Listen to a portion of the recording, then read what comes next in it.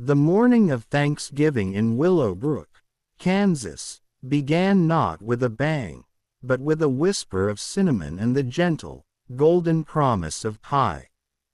It was a symphony of familiar scents conducted on the crisp, late November air, the rich, earthy perfume of roasting turkey, the sweet, sugary ghost of candied yams, the yeasty breath of dough rising in warm ovens. In a town of 843 souls, if you counted old Mr. Peaton's 3 opinionated cats, which everyone did, as they attended every town meeting and cast their votes with decisive, tail-lashing meows, this was the holiest of days. It was a day of worn aprons and cherished recipes, of laughter echoing in kitchens that hadn't seen such a crowd since last year, and of the distant, comforting drone of football commentators from living room televisions, a sound as traditional as the prayer before the meal. At precisely 7:42 a.m., while a nation debated the merits of marshmallows on sweet potatoes and brothers argued over the correct amount of gravy to apply to dressing, the sky above Kansas City tore open. It did not begin with violence, but with a strange, silent beauty. A hairline fracture of impossible blue, like a seam of liquid sapphire, appeared in the fabric of the atmosphere. It pulsed with a gentle, neon light, a silent, throbbing vein in the forehead of the world. For a moment, it was just a curiosity, a trick of the light, a collective gasp held in a million lungs. Then it widened, and then, it screamed. The sound was not of this earth.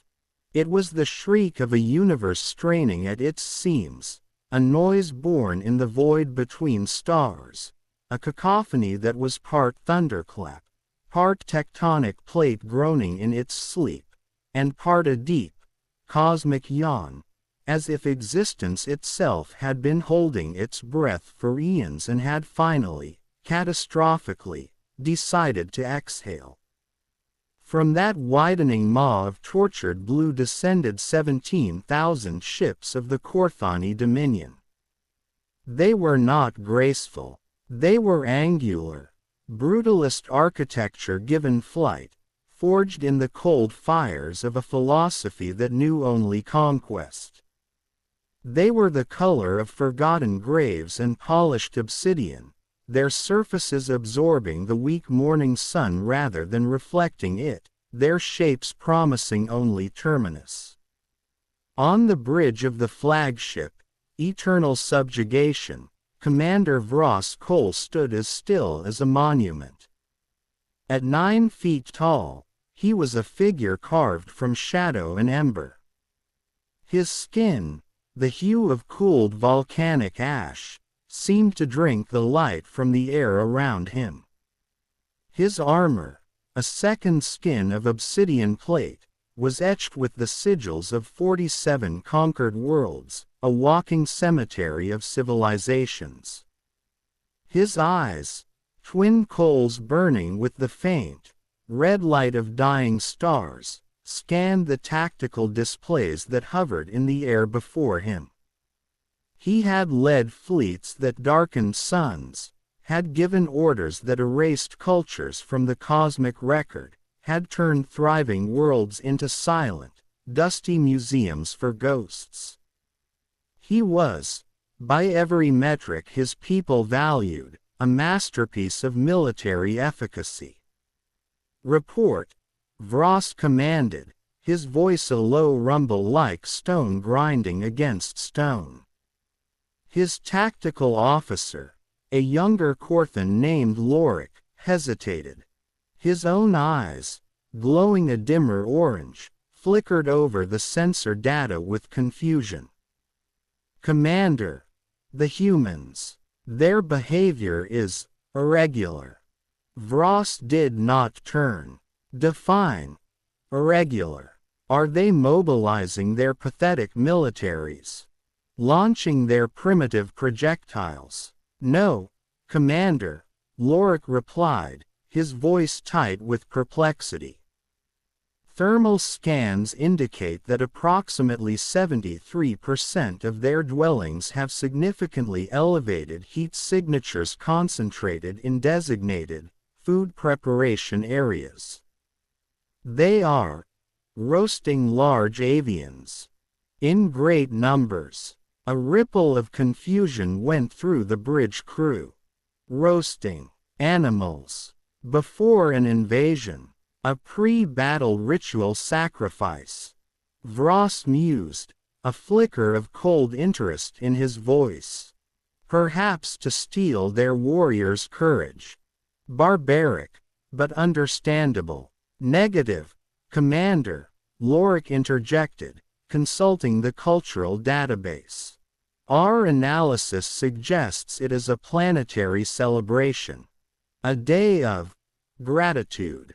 They call it Thanksgiving. They appear to be expressing thankfulness." Vross made a sound deep in his chest, a guttural click that, in Korthani, loosely translated to, "These primitives are almost endearing in their simplicity." Then, the moment of alien curiosity passed, replaced by the familiar, cold weight of duty. He straightened his shoulders, the obsidian plates of his armor shifting with a sound like grinding shale. He activated the planetary broadcast system, a network that would hijack every frequency, every screen, every speaker on the blue-green world below. "Attention, inhabitants of Earth." His voice did not boom.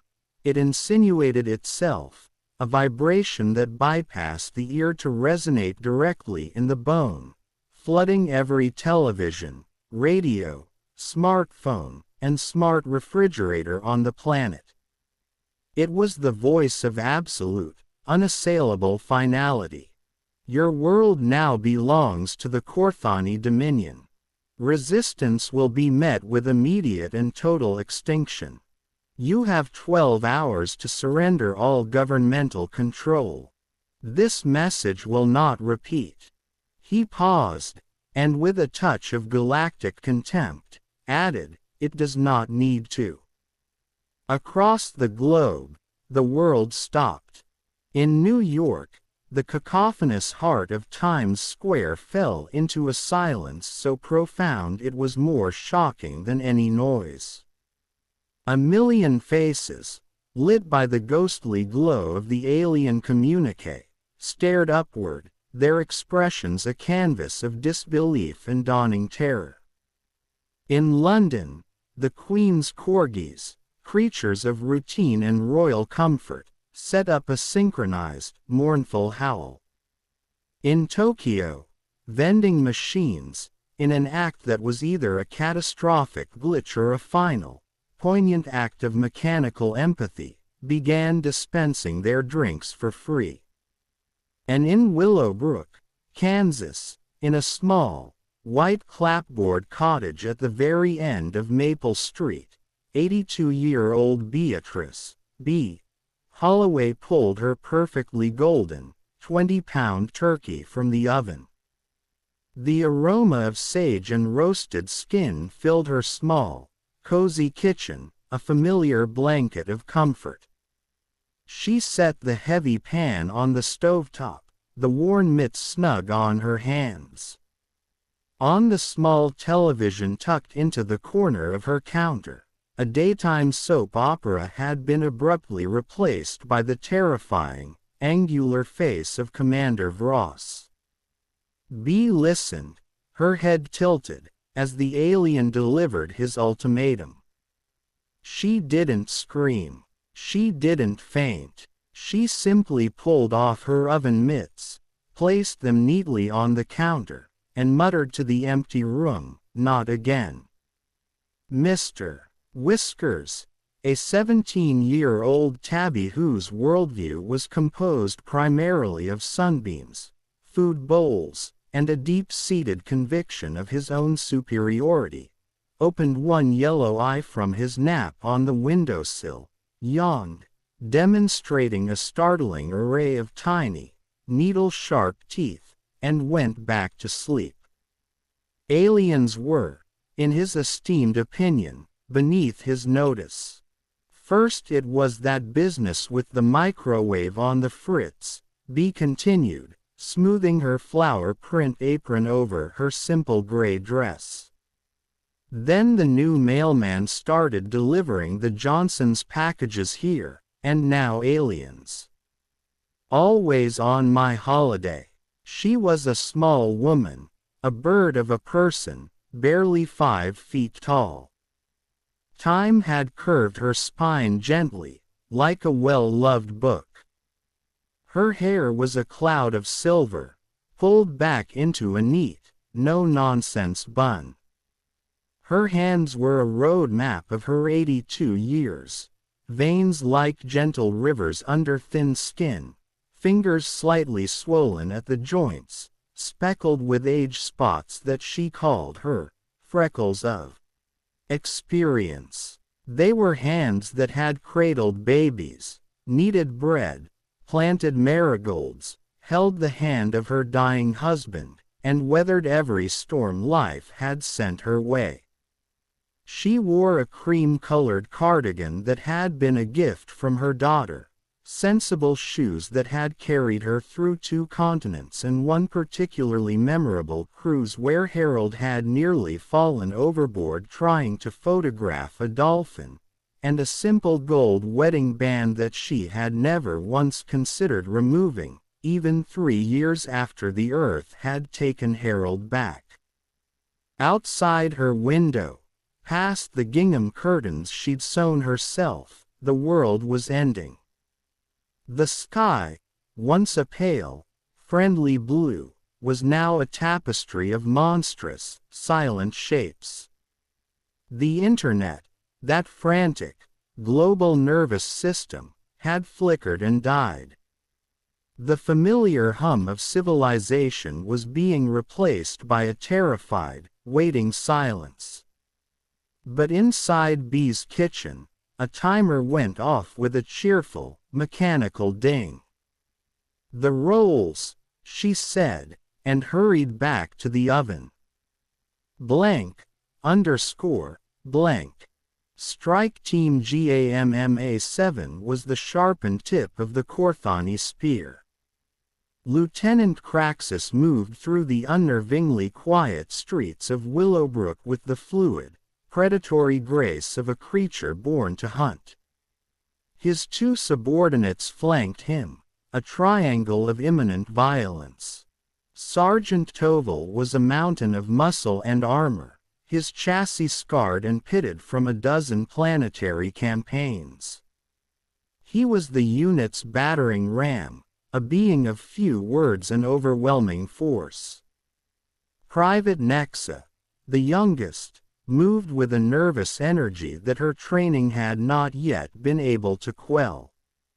At only 43 cycles old, roughly equivalent to a human 19, this was her first planetary subjugation. She had studied human tactics, their history of warfare, their psychological profiles. She was prepared for screaming mobs, for desperate, suicidal attacks, for the chaotic, messy resistance of a cornered species. She was not prepared for Willowbrook at 11 a.m. on Thanksgiving. Thermal signatures indicate one life form in the structure ahead. Toval's voice grumbled through the helmet comm, a sound like boulders tumbling down a hill. Single elderly female. Threat assessment. 0. We clear every structure, Craxus replied, his voice devoid of inflection. Protocol demands it. The most docile creature can harbor treachery. The most harmless environment can conceal a trap. They approached the cottage. It was quaint. A small, well-kept house with a forest green door. A wreath of dried autumn leaves and berries hung from it. The lawn was neat, bordered by a small, sleeping flower garden. It was an image of such profound peace that it felt like a personal affront to their mission. Craxus raised his armored fist, the metal gauntlet capable of pulverizing reinforced concrete. He would knock the door from its hinges, enter with weapon raised, and secure the occupant. The door opened before his fist could connect. Beatrice Holloway stood in the doorway, holding a steaming cup of tea in a delicate, rose-patterned cup. She looked up, and up, and up at the 9-foot-tall armored alien. Her eyes, the color of strong, honest coffee, traveled from Craxus's impassive helmet, to Toval's hulking form, to Nex's nervously shifting stance. She took a slow sip of her tea. "Well," she said, her voice as calm as the surface of a millpond. "Are you going to stand there all day letting all the heat out, or are you going to come in?" Lieutenant Craxus froze. In 37 years of military service across 9 conquered worlds, he had experienced every conceivable form of resistance. He had faced armies that charged in glorious, futile waves. He had rooted out guerrilla fighters from jungle dens and city sewers. He had endured psionic attacks, biological plagues, and the terrifying, self-destructive fanaticism of species who would rather burn their own world than surrender it. He was a master of psychological warfare, of tactical prediction, of threat assessment. He had not trained for this. He began, his voice, usually a weapon of intimidation, sounding strangely hollow through his helmet's vocalizer. "I've got turkey in the oven," B continued, stepping aside and gesturing into the warm, candle-lit interior of her home. "And fresh rolls, and my famous cranberry sauce. Harold, that was my husband, used to say it was the best in 3 counties. You all look like you've been traveling a long, long way. Have you eaten today? We are here to subjugate your planet," Craxus managed, the words feeling absurd and theatrical in the face of her simple, domestic question. "That's nice, dear," B said, utterly unfazed. "Wipe your feet." She pointed a finger at the welcome mat on her porch. It was a simple, homely thing, embroidered with the words, "Home is where the heart is." And somehow, through some alchemy of tone, presence, and sheer, unassailable grandmotherly authority, Lieutenant Craxus found himself carefully scraping the alien soil of Kansas from the bottom of his armored boots onto the mat. Toval and Nexa, moving as if in a dream, followed suit. The interior of the cottage was a sensory assault of a kind their armor had no defense against. It was warm, not just in temperature, but in spirit. Where their ships were sterile, metallic, and cold, this place was soft, textured, and alive. The air was a complex tapestry of smells. The rich, savory scent of the turkey, the sweet, cinnamon-spiced perfume of pies cooling on the counter, the faint, floral hint of lavender from small sachets tucked away in drawers. The walls were a gallery of memory, framed photographs of a lifetime of love and laughter, of a young couple, of growing children, of grandchildren, of a man with a kind, crinkly-eyed smile. A cat observed them from the top of a bookshelf, its expression one of serene, unimpressed judgment. "Sit, sit," Bee commanded, gesturing to her dining room table. It was set for one, a poignant testament to her solitary traditions since Harold's passing. But she was already bustling, opening a hutch and pulling out more plates, china, with a delicate gold rim, and more silverware. "I'll put the kettle on. You look cold. Is it cold in space? I've always wondered. Our armor maintains optimal temperature regulation." Nexa found herself answering automatically, then stiffened, awaiting a reprimand for speaking out of turn. But Bee only smiled at her, a genuine, crinkly-eyed smile that reached all the way to the corners of her mouth. Clever. Harold was an engineer, loved gadgets of all sorts. Would have loved to have taken a look at your armor, I'm sure. Now, helmets off at the table, please. It's only polite. Our appearance may be disturbing to humans, Craxus said carefully, the protocol for first contact swirling uselessly in his mind. Bee waved a dismiss hand, the one not holding her teacup. "I've seen 3 wars, 2 economic depressions, and my husband's attempt at making beef Wellington. Nothing disturbs me anymore. Helmets off." It was not a request. It was a gentle, immutable law of the universe, as fundamental as gravity. One by one, with a series of soft hisses, the helmets were removed. The Korthani faces were stark, angular, designed for function, not aesthetics. Their skin was a matte, light-absorbing gray, stretched tight over prominent cheekbones and strong jawlines. Their eyes, now unfiltered by their visors, glowed with their own inner light. Craxus's a steady, Commander's red, Toval's a simmering orange, Nexa's a curious, flickering amber. Small, horn-like protrusions, like polished stone, swept back from their temples. Their mouths were thin lines, their teeth sharp and numerous. Bee studied each of them in turn, her gaze not one of fear or disgust, but of frank, open curiosity. She leaned in slightly toward Craxus. "You need moisturizer," she declared, pointing a finger at the dry, ashy skin around his eyes. "Your skin is terribly dry. All that space travel, I expect. I have some in the bathroom. Remind me later." She turned toward the kitchen. "Now, Earl Grey or chamomile?" "I have both."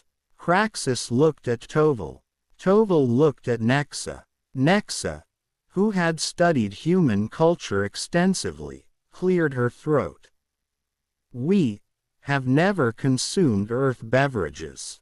"Then you'll try both and tell me which you prefer," Bee stated, as if this were the most logical thing in the world. "That's how we learn things, dear." And so, for the first time in the long, militant history of their species, 3 Korthani warriors sat down to tea. The tea was served in the delicate, hand-painted porcelain cups from Bee's grandmother. They were impossibly fragile, these tiny vessels of human history. Toval held his as if it were a live explosive, his massive, armored hands trembling with the concentration required not to shatter it into a million pieces. The delicate handle looked absurd nestled between his thick, gray fingers. "These cups," he said slowly, his voice a low rumble, "are very fragile. That's what makes them special, B replied, settling into her chair across from them. She took a sip of her own tea. Harold bought me this tea set in England, 1972. Our honeymoon. A soft, distant look came into her eyes. He said they reminded him of me. Delicate, but stronger than they look. She chuckled, a warm, dry sound. He was always saying things like that. Had a poet's heart, hidden under all that slide rule and grease. You speak of your mate in the past tense, Nexa observed quietly, her youthful curiosity overriding protocol. Harold passed 3 years ago, B said, her gaze drifting to the mantelpiece, to the series of photographs that charted the course of a shared life. Heart attack. Quick, at least. He didn't suffer. Her fingers tightened almost imperceptibly around her cup.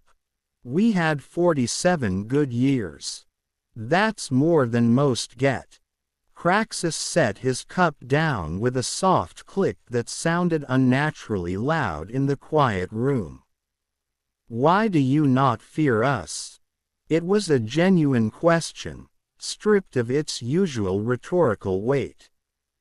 He had seen fear in 1,000 different forms. He knew its scent, its taste, the way it looked in the eyes of beings moments from death. This small human woman radiated none of it. She was an oasis of calm in a desert of what should have been terror. B considered the question, her head tilted. She looked not at him, but through him, as if consulting the vast archive of her 82 years. I'm 82 years old, she said finally, her voice soft but steady. I've buried my husband, both my parents, my older brother, and more friends than I care to count. I've lived through things that would have broken people with less stubbornness.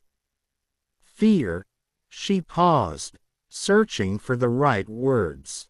Fear is for the young, Lieutenant. It's a luxury of those who still believe they have a future to protect. At my age, you simply run out of room for it. There's no space left between the gratitude for what was and the acceptance of what is. She took another sip of tea. Besides, you haven't done anything to be afraid of yet. You've come into my home, taken off your helmets, and accepted my hospitality. Where I come from, that makes you guests. And guests get fed. We are invaders, Craxus insisted, though the word felt clumsy and inadequate in his mouth. You're hungry soldiers, a long way from home, B corrected. Him gently, standing and moving toward the kitchen. I've seen plenty of those in my time. Now, the turkey should be ready. I hope you're not vegetarians. Korthani are obligate carnivores, Toval said, then immediately fell silent, his glowing eyes widening slightly in surprise at his own volubility. Perfect, B said, her voice cheerful from the kitchen. Help me with the plates. You there, the big one. You look like you could carry the turkey without breaking a sweat. Sergeant Toval, veteran of 12 planetary subjugations, holder of the Crimson Valor Medal for single-handedly disabling a planetary defense grid, found himself being directed to carry a massive, steaming turkey on a ceramic platter to a human's dining room table, while a small elderly woman fretted about him not burning his fingers. The meal that followed was a quiet, profound revolution. B served them heaping portions of everything. Slices of moist, herb-infused turkey, stuffing rich with sausage and sage, mashed potatoes so fluffy they seemed to defy gravity, gravy that was a silken, savory masterpiece, green bean casserole with a crispy fried onion topping, and cranberry sauce that was both tart and sweet, a perfect crimson jewel on the plate. The flavors were a shock to their systems. Korthani ship provisions were dense, nutrient-rich pastes, designed for efficiency and caloric intake. They had no concept of food as an experience, as pleasure, as art. "This is remarkable," Nexa admitted after her third helping of stuffing. "Our ship provisions are nutritionally optimized, but flavorless. I did not know sustenance could be like this. Food isn't just fuel, dear," B said, watching them eat with the deeply satisfied expression of a nurturer whose purpose is being fulfilled. "It's love made edible. It's memory. It's history. This stuffing. It's my mother's recipe. These rolls." Harold loved them warm from the oven with a pat of butter. She gestured with her fork. "Now, tell me about yourselves. Where are you from? Do you have families?" The question landed in the room with the weight of a fallen star. Personal disclosure was anathema to the Korthani warrior code. Their lives were the Dominion. Their family was the fleet. "Korthani do not discuss personal matters," Craxus said stiffly, the automatic response. "That's nonsense," B replied, not unkindly. "Everyone has personal matters. It's what makes us people." She pointed her fork at him. You're the leader. You have the look of someone carrying the weight of the world on his shoulders. Do you have children?" A long, heavy silence stretched out. Craxus stared at his plate, at the human food that was doing something strange to his insides, warming him in a way his armor's regulators never could. "I have a son," he admitted, the words feeling foreign and dangerous on his tongue. "Craxus the Younger. He serves in the fleet. On a different vessel, named after you," B said, nodding approvingly. "That's lovely. Do you worry about him?" "Korthani warriors do not." He stopped. The automatic denial died in his throat. He looked up and met her gaze, those old, knowing, coffee-colored eyes. They held no judgment, only a simple, profound understanding. "Yes," he whispered, the confession feeling like a heresy. "I worry about him. He is young, eager to prove himself. I fear he will take unnecessary risks to earn glory. That's what sons do," B said, a sad, fond smile touching her lips. "My Thomas was the same way. Always climbing the tallest trees, jumping his bicycle over things he had no business jumping, driving me half mad with worry."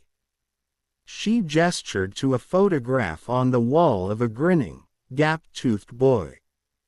"He's in Oregon now, runs a fishing business. Hasn't visited in 2 years, but he calls every Sunday. That's something." She turned her gentle, interrogative gaze to Toval. "And you, the quiet one, what's your story?" Toval shifted uncomfortably in his chair, which creaked in protest under his armored weight. He was built for battle, for enduring pain and dealing destruction, not for this gentle excavation of the soul. "I come from the mining colonies of Korthus Prime," he rumbled, the words dragged from some deep, long-sealed place within him. My family were laborers, not warriors. I joined the military to escape that life." He stared at his own hands, the hands that had crushed enemy fortifications and operated weapons that could level cities. "I have not spoken to them in many years. I do not know if they are still alive. Why haven't you contacted them?" Bee asked, her voice soft as a sigh. "I do not know what I would say," Toval confessed, the admission costing him more than any battle ever had. Bee reached across the table, a small, brave gesture, and placed her withered, age-spotted hand on his massive, armored wrist. Her skin was paper-thin against the cold, unyielding metal. "You would say, 'I'm alive. I miss you. I'm sorry it's been so long.' That's all they need to hear. Trust me." Her eyes grew distant for a moment. "I lost my brother without getting to say goodbye. You don't want that regret. It's a heavy stone to carry in your pocket for the rest of your life." Toval's glowing orange eyes blinked rapidly, a Korthani physiological response to overwhelming, unfamiliar emotion. Nexa, watching this exchange, felt something shift inside her, a tectonic plate of understanding moving in her young mind. All her studies, all her tactical briefings, had taught her that emotion was a weakness, a flaw in a warrior's logic. But watching this human woman, she began to understand a terrifying, wonderful truth. Emotion was not a vulnerability. It was a strength. It was a power that could disarm an invasion force more effectively than any plasma rifle. "This planet," Nexa said slowly, carefully, "is not what we expected." "No place ever is, dear," Bee said, standing to clear the plates. "Now, who wants pie? I have pumpkin and apple. Blank, underscore, blank." Commander Vross Cole was not having a good day. By every tactical metric, the invasion of Earth was a flawless success. Major cities were secured. Military installations were neutralized. The global communications network was a ghost. The planet was, for all intents and purposes, conquered. And yet, it was unraveling. The reports flooding his command console were illogical. In a region called France, a strike team had been invited into a vineyard and was currently sampling something called a Bordeaux. In Japan, soldiers were being taught the ancient art of origami. In Brazil, an entire battalion had been absorbed into a massive street festival and was now dancing, with varying degrees of success, to samba music. And now, Strike Team GAMMA-7, one of his most reliable units, had gone completely silent in a settlement designated Willowbrook, Kansas. This was not resistance. This was dissolution. It was a virus of passivity, and it was spreading through his fleet at an alarming rate. "Get me their last known location," Vross commanded, his voice a low, dangerous growl that made the bridge crew flinch. "I will handle this personally." His personal shuttle, the Judgment's blade, descended upon Willowbrook like the wrath of an angry god. It came down on a pillar of fire, scorching the carefully tended lawn of the cottage on Maple Street, vaporizing a ceramic garden gnome holding a fishing rod, and sending a flock of plastic pink flamingos tumbling end over end into the neighbor's hedge. Vross emerged, a colossus in his full ceremonial armor. It was more ornate than standard battle plate, etched with scenes of galactic conquest and inlaid with veins of crimson crystal that pulsed with a malevolent light. A cloak of what appeared to be woven starlight, dark and shot through with red, billowed behind him. He was flanked by 4 of his elite personal guard, each one a match for Kraxus. The front door of the cottage was unlocked. He kicked it open anyway, the frame splintering with a sound like a gunshot. The scene that greeted him was so profoundly dissonant that his highly advanced tactical processor stuttered, trying and failing to categorize it. His 3 elite soldiers, Lieutenant Kraxus, Sergeant Toval, and Private Nexa, were seated around a dining table littered with the remnants of a feast. They were holding tiny, floral-patterned cups, and they were listening, with what appeared to be rapt attention, as a tiny, silver-haired human woman showed them photographs from a thick, leather-bound album. "And this is Thomas at his graduation," the woman was saying. He was so nervous he forgot to remove his mortarboard until the very end of the ceremony. "And here's Sarah at her wedding. Lovely girl, though her taste in decorations was questionable. What is the meaning of this?" Vross roared, his voice shaking the pictures on the walls. All 4 of them looked up. Kraxus scrambled to his feet, his movements uncharacteristically clumsy, nearly sending his teacup flying. "Commander, the situation is, you have to understand. You have abandoned your post," Vross thundered, taking a step into the room, his immense size making the space seem suddenly claustrophobic. "You have fraternized with the enemy. You have." His burning red eyes fell upon the pie dish in the center of the table, with one remaining, perfect slice of pumpkin pie. "As that pumpkin, homemade?" Bee rose from her chair. She did not scramble. She did not flinch. She simply stood, a tiny figure in a flower print apron, and looked up at the towering, terrifying commander. She shook her head, a gesture of mild exasperation, as if he were a neighbor's dog that had dug up her petunias. "Another one," she sighed. "How many of you are there? Never mind, I'll put the kettle on again. I do not want tea." Vross bellowed. "Sit down." The words were not loud. They were not screamed. They were spoken in Bee's normal, conversational tone.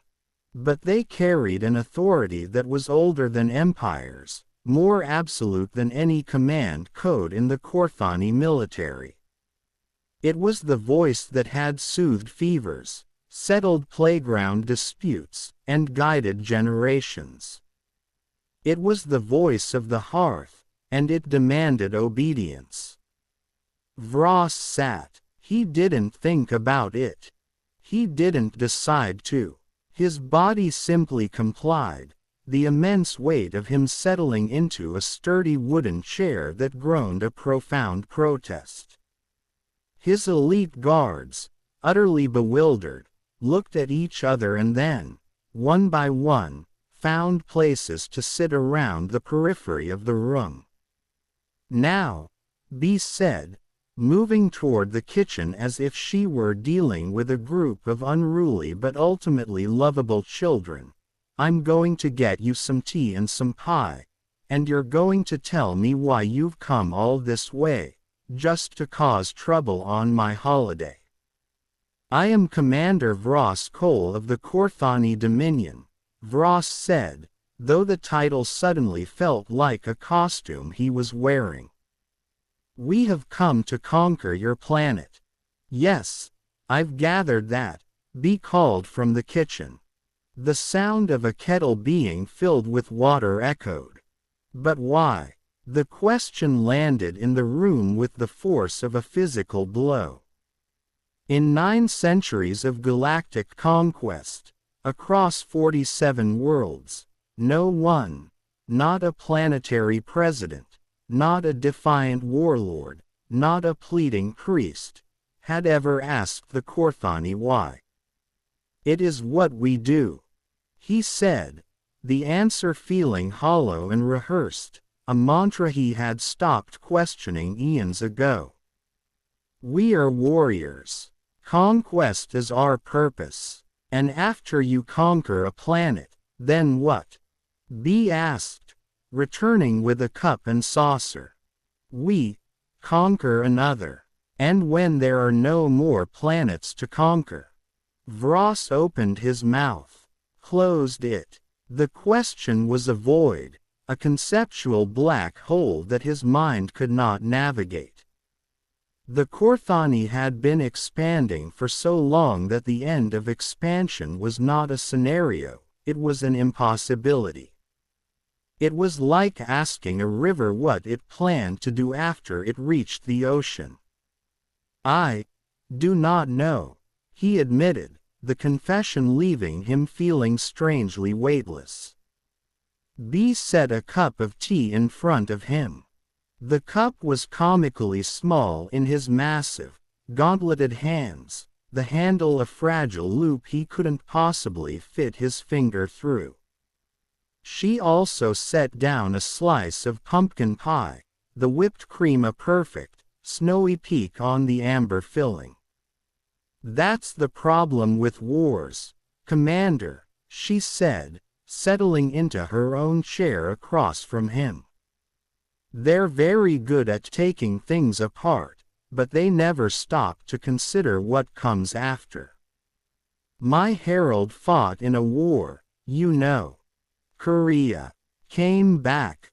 Different. Quieter. Spent years trying to find his peace again. He finally found it in his garden, watching things grow instead of watching them die." She gestured to the window, to her own small garden, now marred by the black, scorched circle where his shuttle had landed. "That's what I don't understand about conquerors. You cross the universe, you develop technology beyond my wildest imagination, you achieve things my species can barely dream of, and then you use it all to destroy. Seems like a terrible waste of potential. A tragic misallocation of resources." Vross stared at his tea. He could see the distorted reflection of his own face, a face that had commanded armadas, that had ordered the extinction of civilizations, a face that had known nothing but the cold calculus of war for 400 years, in the amber liquid. What was he, without the war? The question was terrifying. "What would you have us do instead?" he asked, and his voice was quieter now, stripped of its command edge, almost uncertain. B smiled, the gentle, transformative smile of someone who had been waiting her whole life to be asked exactly this question. "Stay," she said simply. "Stay for dinner. Really stay. Listen. Talk. Try to understand us, and let us try to understand you. You've conquered 47 worlds, you said. That's 47 different ways of seeing the universe. 47 sets of stories, traditions, ideas, and wonders. You could have been collectors of all that. Curators of the galaxy's beauty. You could have been scholars of joy." She leaned forward, and her eyes, those ancient, knowing eyes, held his glowing red ones with an absolute, unwavering sincerity. "It's not too late to choose differently, Commander. It never is. Blank, blank.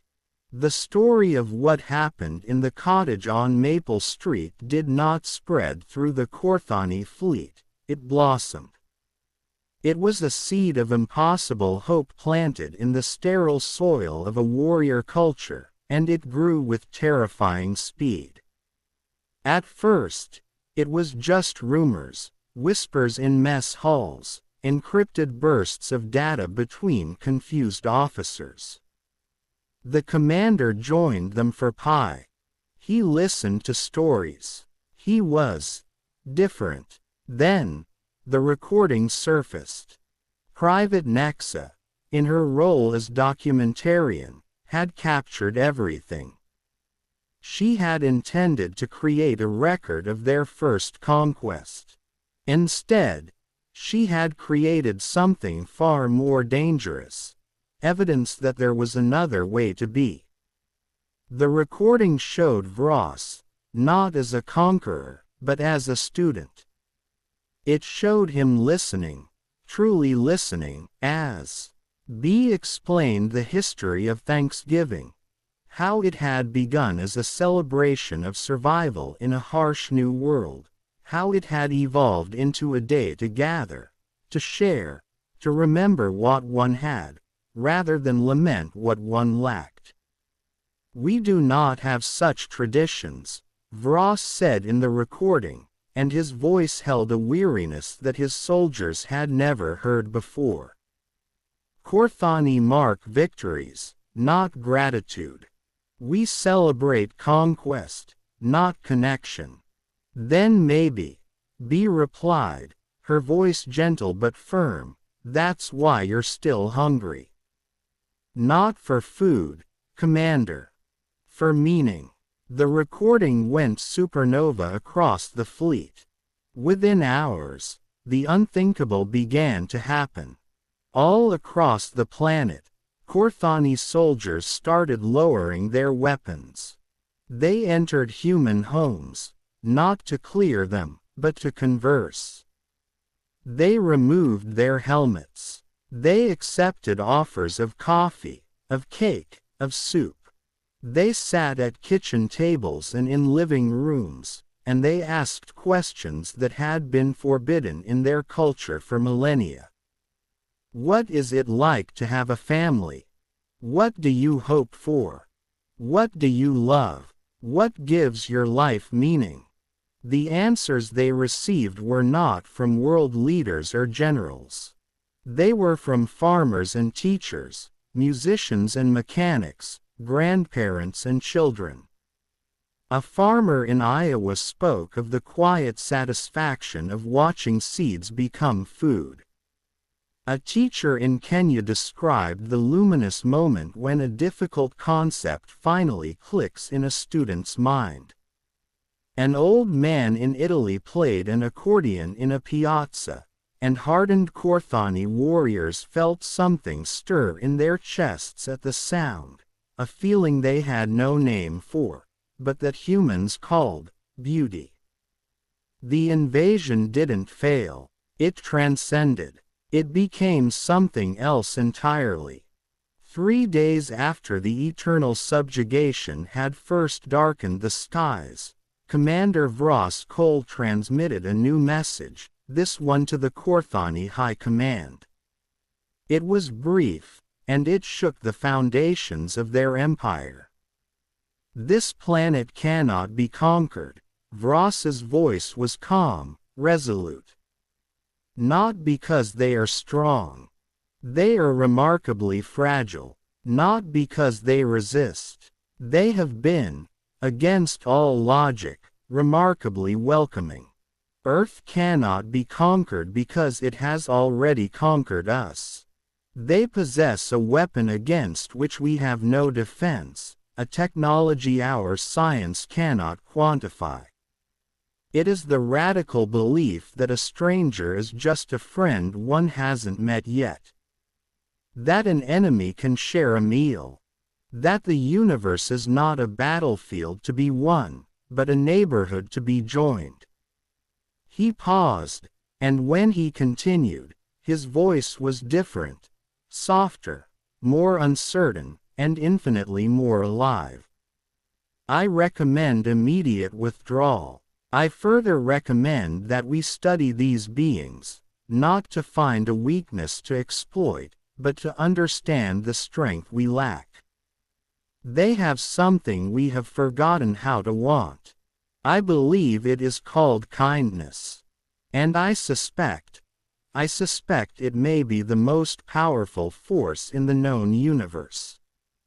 The High Command, faced with a fleet of 17,000 ships whose crews had collectively lost the will to fight, had no choice but to agree. On the morning of the fourth day, the sky above Earth opened once more.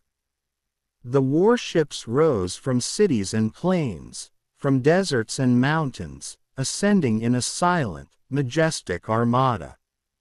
But this time, their departure was not a retreat, it was a transformation. Before the last ship left, Commander Vross returned to the cottage on Maple Street. He had foregone his ceremonial armor for simple, dark Korthani travel clothes. He was still an imposing, alien figure, but the sharp edges of him seemed somehow softer. He found Bee in her garden, on her knees, carefully tending to the scorched earth his shuttle had left behind. "I apologize for the lawn," he said, his voice quiet. "Gardens can be replanted," Bee replied, not looking up as she worked a handful of fresh soil into the blackened patch. "Hearts and minds are trickier. But they can be replanted, too. You are leaving. We are." He paused, struggling with the unfamiliar words. I am not certain why I came. To say, thank you. I suppose you have changed something in me. Something I did not know could be changed. Bee smiled and patted his arm, a gesture that required her to reach up considerably. "That's what grandmothers do, dear.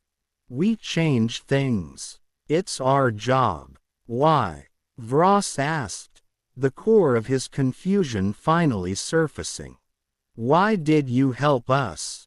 We came to destroy your world. You came hungry and lost," she corrected him gently, getting to her feet and brushing the soil from her knees. "That's not something to fear. It's something to feed. Besides, the universe is too big, and life is too short, to carry grudges. I learned that from Harold." Vross was silent for a long moment, the alien sounds of Earth, a bird chirping, the rustle of leaves, filling the space between them. Then he reached into a pocket of his tunic and produced a small, smooth crystal that pulsed with a soft, inner light. "This is a communication stone," he said, offering it to her. "It is bonded to my personal frequency. If you ever need anything, if your world ever faces a threat that kindness cannot defeat, you need only speak to it, and I will come." Bee took the stone. It was warm in her palm, its gentle pulse a comforting rhythm, like a tiny, distant heartbeat.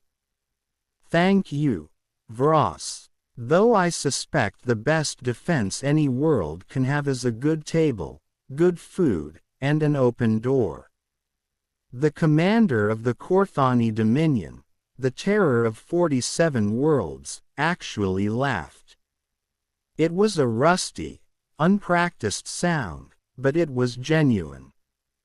"Perhaps," he said, "perhaps that is exactly right." He began to walk toward his waiting shuttle, which now sat politely on the road, then stopped and turned back. "One question, Beatrice Holloway. Why, of all the things you could have offered us, weapons, technology, information that might have bought your survival. Why simply, T? B considered the question carefully, her gaze drifting over her peaceful street, her sleeping garden, the home that held her life. Because, she said finally, when someone crashes into your life uninvited, the worst thing you can do is treat them like an enemy. Enemies are hard to make friends with. But guests? She smiled that grandmother's smile, the one that had disarmed an entire invasion fleet, the one that held the wisdom of ages. Guests can become family. And everyone, Commander, everyone deserves a cup of tea on Thanksgiving. Vross nodded slowly, the human custom feeling less strange now. Then, with the solemnity of a diplomat and the awkward grace of someone learning a new dance, he bowed to her. It was a deep, respectful bow, the kind usually reserved for the Korthani High Elders. May your table always be full, he said, the old Korthani blessing feeling newly meaningful, and your heart always open. And may you find whatever you're really looking for, she replied. The shuttle lifted off, not with a roar of defiance, but with a low, respectful hum. It rose to join the thousands of other ships ascending like a flock of silent, metallic birds returning to the void. The crack in the atmosphere sealed itself with a final, apologetic flash of neon blue, and then they were gone. The world, which had held its breath for 3 days, began to breathe again. Governments reconvened in a daze. News networks scrambled to explain the inexplicable. Theologians and philosophers would debate the meaning of it all for decades to come. But in Willowbrook, Kansas, in a small cottage at the end of Maple Street, Beatrice Holloway simply made herself another cup of tea, using the last of the hot water in the kettle. Mr. Whiskers jumped into her lap, purring like a tiny, furry engine. We might have guests next year, she told him, scratching behind his ears. I should probably learn to make more pie. The cat, profoundly unimpressed by the salvation of humanity, butted his head against her hand, demanding more attention. Some things, after all, are truly universal. Blank, underscore, blank. 1 year later, the cottage on Maple Street was fuller than it had been in decades. B's son, Thomas, had come from Oregon, bringing his wife and 2 wide-eyed children. Her daughter, Sarah, had flown in from New York, complaining about the flight but secretly thrilled to be home, her designer shoes tucked away in favor of worn slippers. Even her old friend Martha from 2 streets over had joined them, bearing her famous, if slightly over-salted, green bean casserole. And there were others. Lieutenant Craxus sat at the table, his large frame carefully arranged on a reinforced chair, trying not to crush the delicate teacup while B's youngest granddaughter asked him endless, breathless questions about starships and aliens.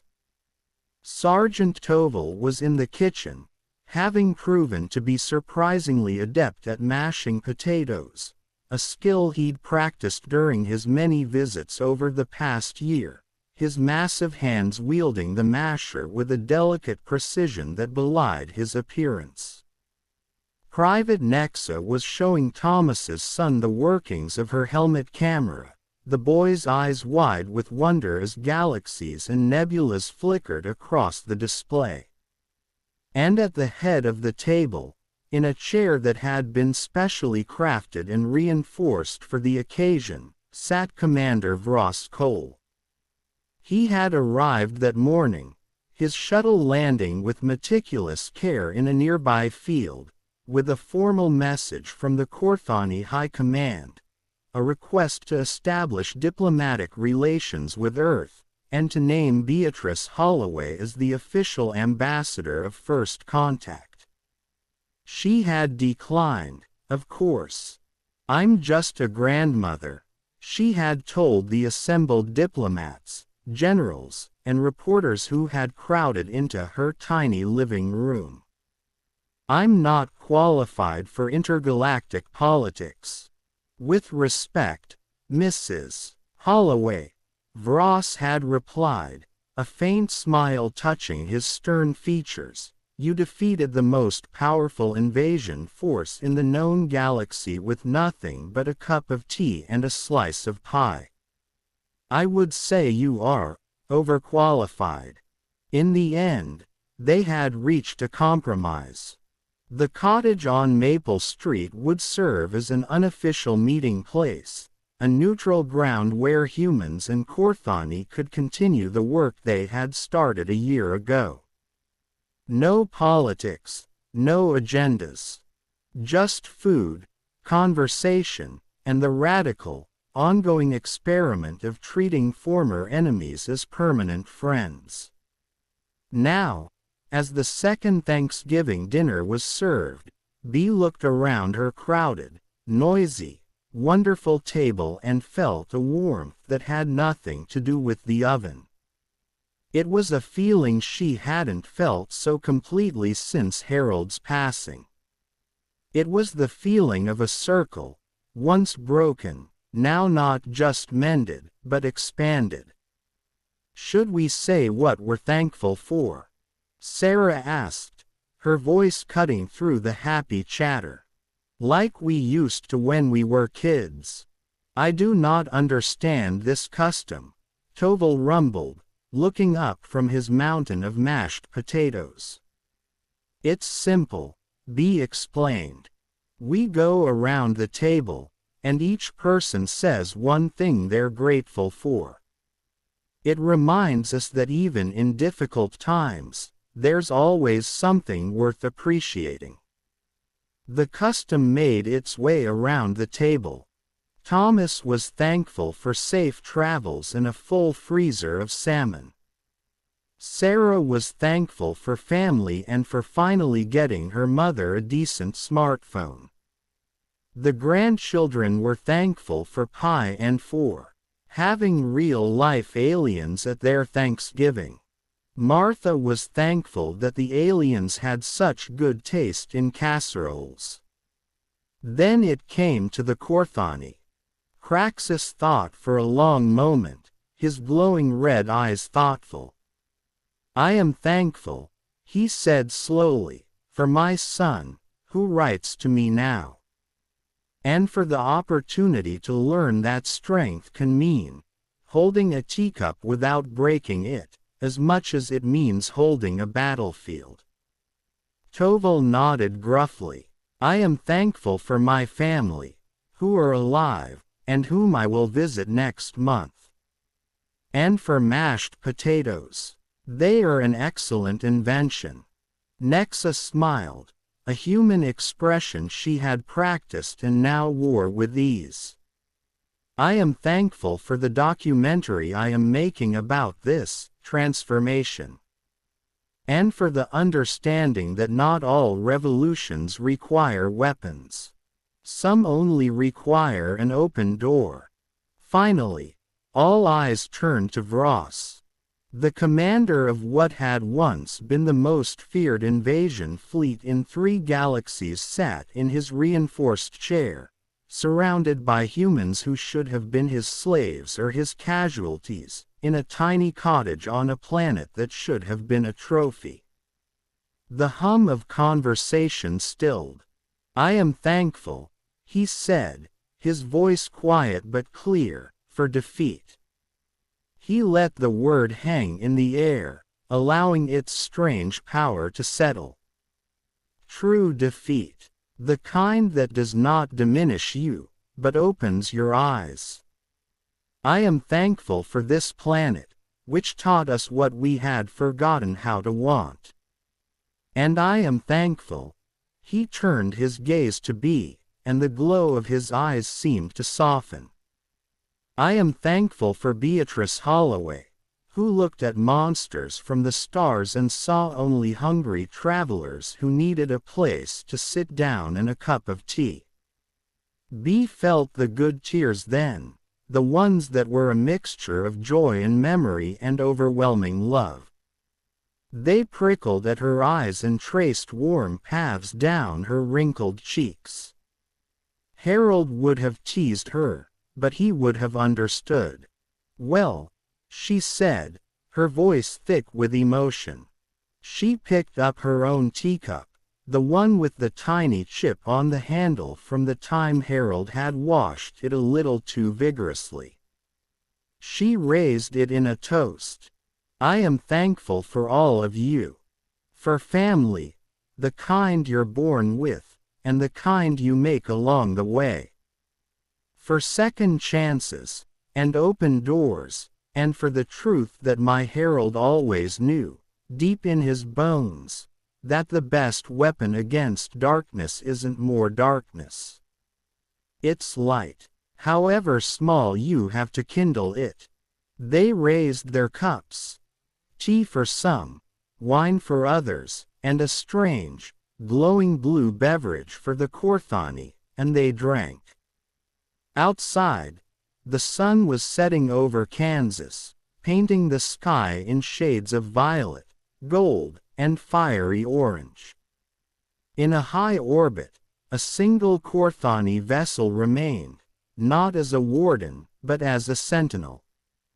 Its mission had been permanently altered from conquest to protection, and in a small, warm, brightly lit cottage at the end of a quiet street, two vastly different species shared a meal and continued the long, slow, beautiful work of becoming something new, something neither could have imagined a year before: neighbors.